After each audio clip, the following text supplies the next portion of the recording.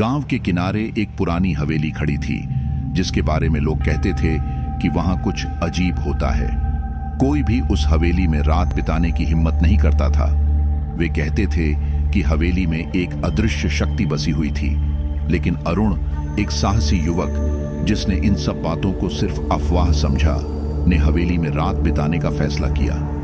रात के करीब 11 बजे अरुण हवेली में दाखिल हुआ। हवेली के भीतर हर जगह धूल और जाले थे। वह धीरे धीरे सभी कमरों में घूमता गया। एक कमरे में उसे एक पुरानी तस्वीर मिली, जिसमें एक महिला और एक पुरुष खड़े थे।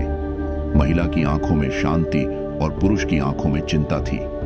अरुण ने तस्वीर को नजरअंदाज किया और आगे बढ़ने की सोची, लेकिन जैसे ही उसने तस्वीर को छोड़ा, हवा का रुख अचानक बदल गया। अरुण ने महसूस किया कि वह अकेला नहीं था।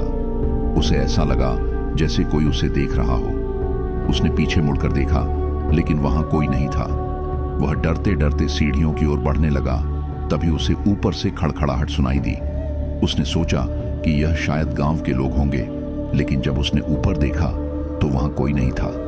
अचानक हवा की एक ठंडी लहर कमरे में घुसी और कमरे का तापमान बहुत कम हो गया। उसे समझ में आ गया कि कुछ तो गलत है।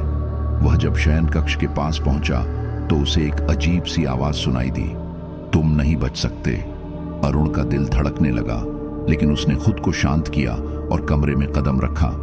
अंधेरे में उसने देखा कि दीवारों पर वही तस्वीरें थीं, लेकिन महिला की आंखों में अब क्रूरता दिख रही थी। तुमने हमें क्यों तंग किया? महिला की आवाज गूंजने लगी। अरुण डर के बावजूद पलटकर भागने की कोशिश करता है, लेकिन कमरे का दरवाजा बंद हो जाता है। अचानक चारों ओर से चीखें और अजीब आवाजें आने लगती हैं। वह महिला धीरे धीरे उसकी ओर बढ़ने लगती है। अरुण आखिरी बार अपनी पूरी ताकत लगाकर दरवाजे की ओर दौड़ता है, लेकिन तब तक अंधेरा उसे अपनी गिरफ्त में ले लेता है।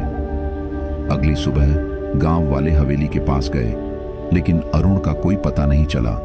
कुछ महीनों बाद गांव वालों ने देखा कि हवेली की दीवारों पर वही महिला की तस्वीर फिर से चिपकी थी। कहते हैं कि अब भी हवेली में कोई है।